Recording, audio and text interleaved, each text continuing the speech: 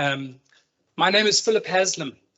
I represent ZIMBOCASH. We are a virtual asset service provider in Zimbabwe, and we represent a virtual asset being ZIMBOCASH and a wallet being ZiTenga. We are coming at these regulations with a similar viewpoint, but coming at a different angle. Okay, we do not like bad actors in the system. We have found bad actors in the system to be very destructive to the process of building a network. We want to work with regulators. We want to be a part of building an appropriate regulatory infrastructure. And we have some insights that have come from a place of actually being in the field, on the ground, and having learned about these things. And we would love to share those insights with you now.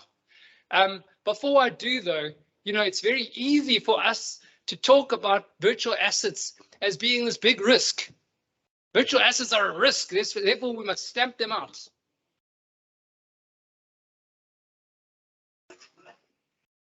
And if they are a major risk, then we should really resolve it and look at dealing with it. But actually, virtual assets have the potential to transform Zimbabwe.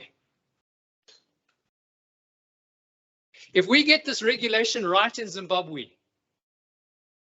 virtual assets have the ability to bring in billions and billions and billions of dollars.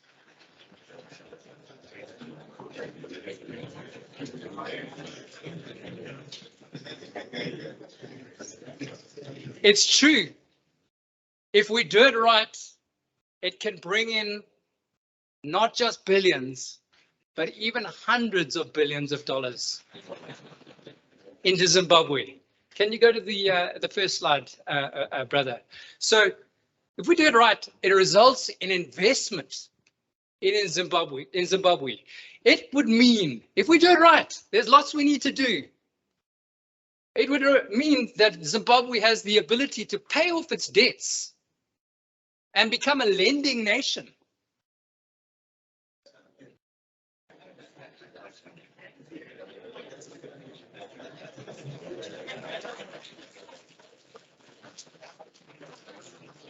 It's true. It's true. This is the goal of the ecosystem we're trying to create. A system where people want to put their money. Zimbabwe could become the place where it owes no money and lends to many nations. In short, what I am describing is Zimbabwe becoming a banking center. Okay, that's the goal. We want to create a banking center. We want an environment for people living on the ground where prices are falling on a regular basis, where things get cheaper in the store. That is economically possible. And it's something that is reasonable. Okay.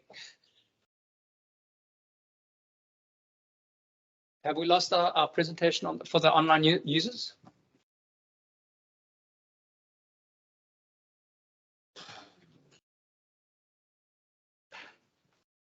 We want to create an environment. Virtual assets could be the enabler of a taxation system that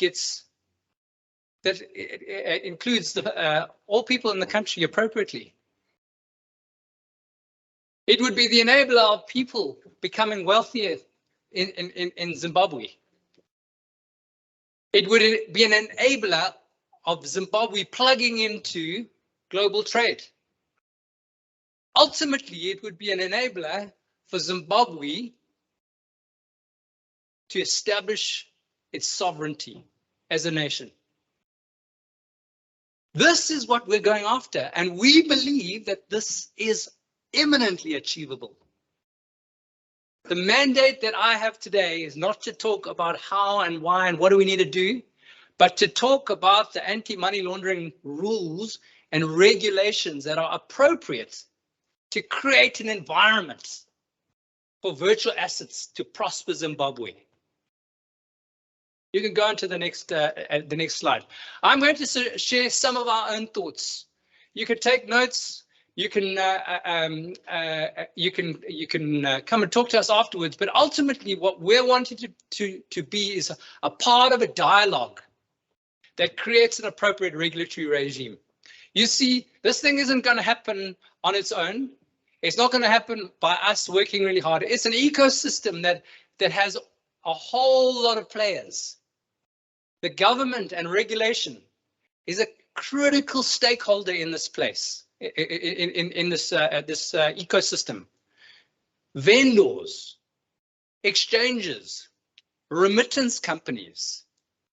In the blockchain world, there's a node. So there's a broader ecosystem that requires a regulatory environment.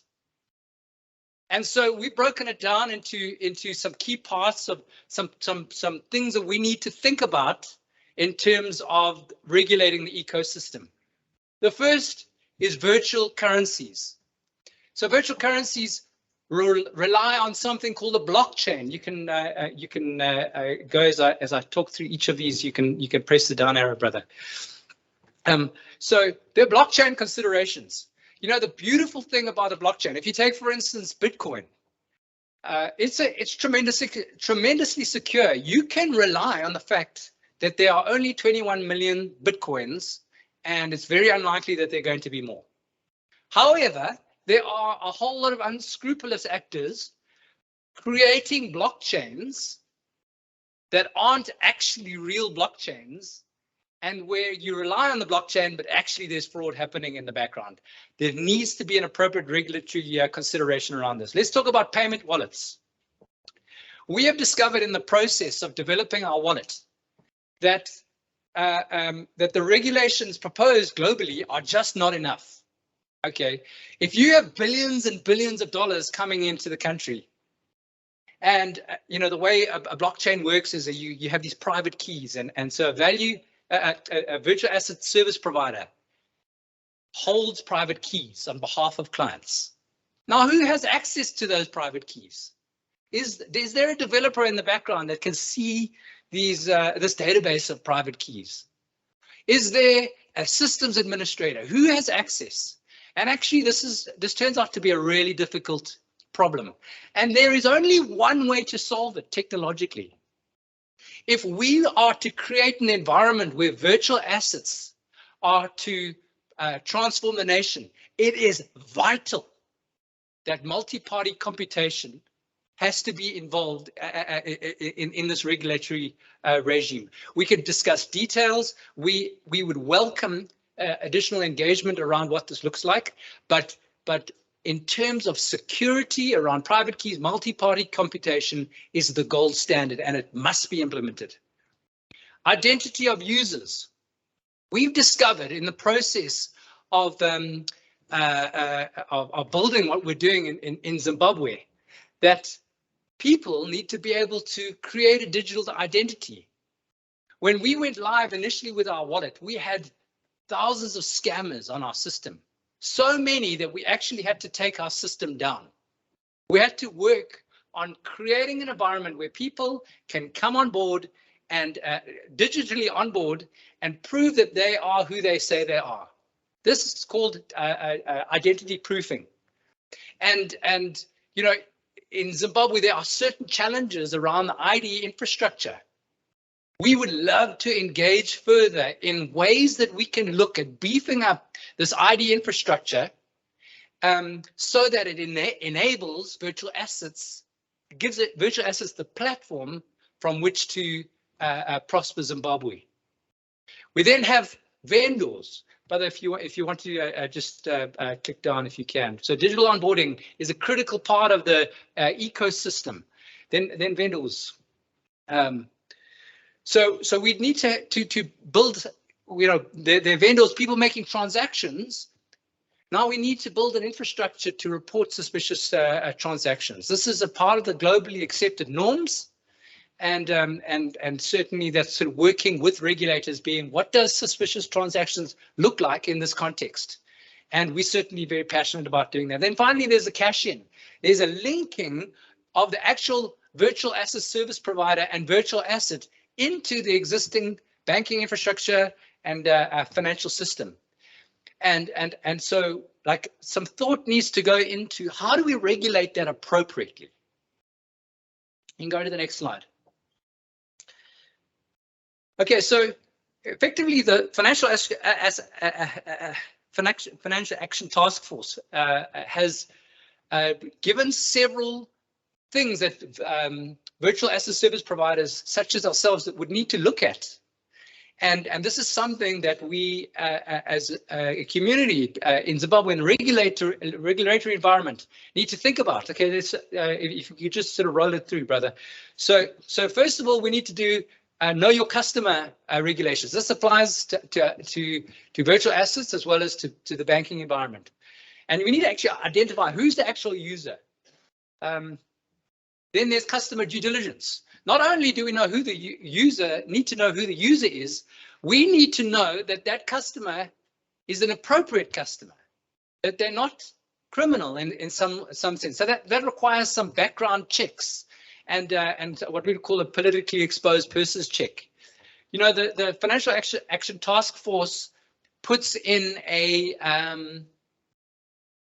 I'm not sure if it's the FATFA regulations, but there's a regulation which says that we would need to check what's happening in the social media community on individuals and what's happening in in the news, and our feedback to the Zimbabwe regulators is that would probably be too much. We don't want to be involved too much in getting all these users, all the users, and then start saying, well, what does so and so say on Twitter, and and that would be for us an inappropriate role as a virtual asset service provider. The Financial Action Task Force then requires a standard due diligence. And as was mentioned by the IMF, they're considering the travel rule. Now, this is really tricky because travel rule basically says if someone sends money to you, if I'm a virtual asset service provider and I have a user on our platform and someone sends money to that user, I need to go and find out who that user is, and I need to check that they are kind of fine, that they're not criminals. And it's fine in a closed loop environment in a country such as Zimbabwe. So in an economic system, banking system, where you've got all the banks in a specific country, and then you can manage who is sending what between banks.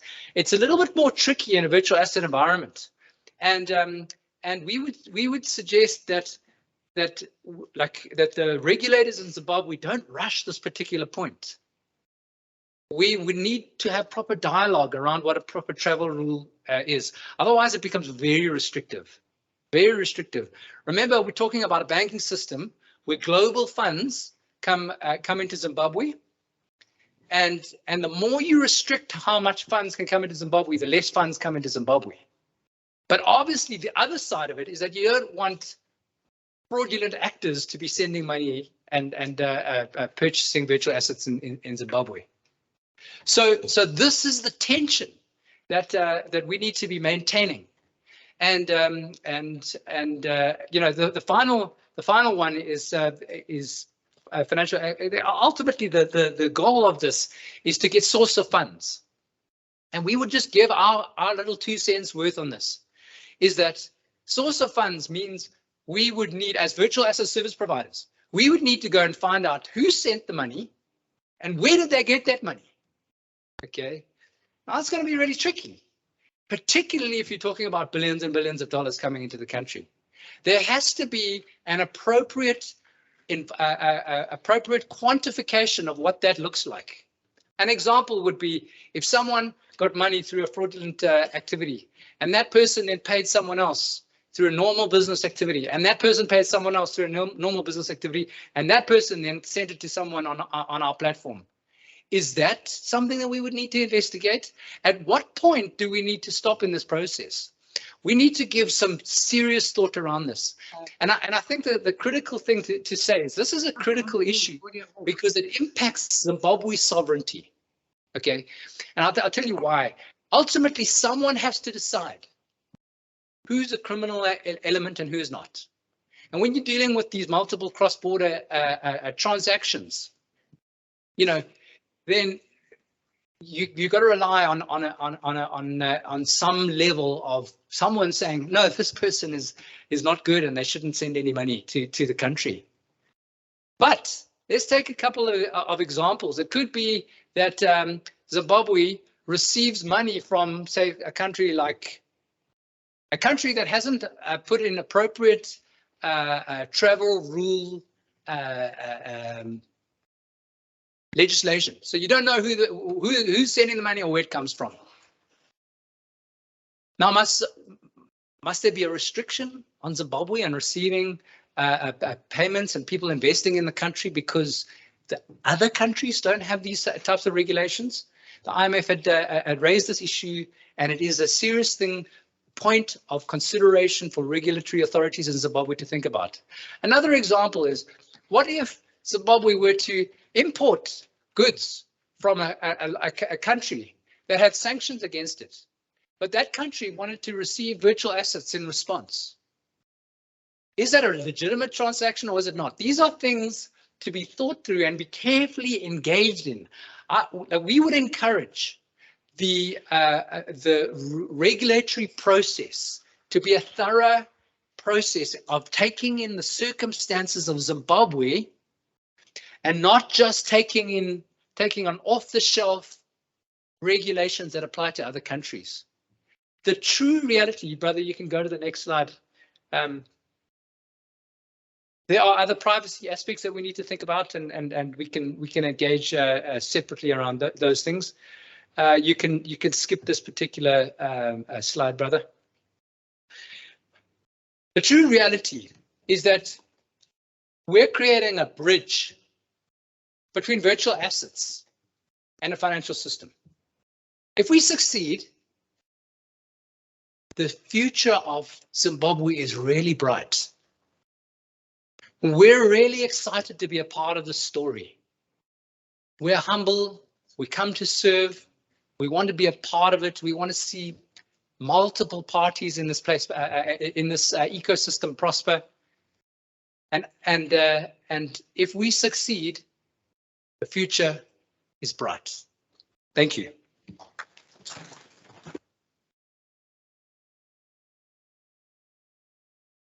Loving energy.